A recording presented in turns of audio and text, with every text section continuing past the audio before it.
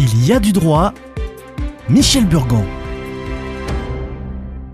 Bonjour. Nous avons parlé et nous reparlerons des droits de donation et de succession. Sujet inépuisable. Des fulgurances traversent souvent le thème, comme aujourd'hui en raison du coronavirus responsable de la Covid-19. En effet, le premier geste barrière prend la forme d'un isolement peureux.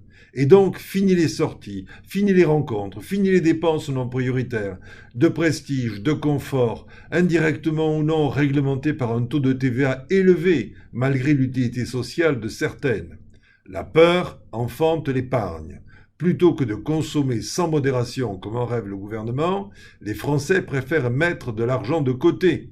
La structuration classique en 3 catégories, épargne de précaution, épargne de projet, épargne de long terme, se sont fondues en épargne de crainte et la fin des dépenses non prioritaires l'alimente.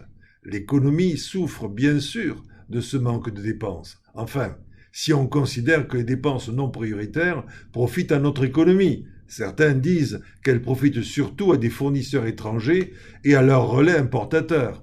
Nos gouvernants, mondialistes et européistes en cours de repentir, usent de divers moyens pour pallier cette situation. Comme dans les arts martiaux, il faut savoir utiliser la force de l'autre. C'est pourquoi aujourd'hui les épargnants doivent impérativement penser à profiter d'une nouvelle exemption fiscale temporaire.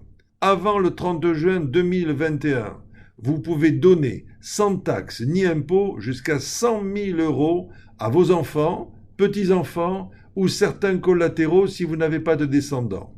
L'article 790A bis du Code général des impôts, issu de la 3e loi de finances rectificative pour 2020, introduit un nouveau dispositif de dons familiaux en espèces, exonérés de droits de mutation dans la limite de 100 000 €, à condition d'être consenti entre le 15 juillet 2020 et avant le 30 juin 2021, et affecté dans les 3 mois à la souscription au capital d'une petite entreprise, à la rénovation énergétique ou à la résidence principale.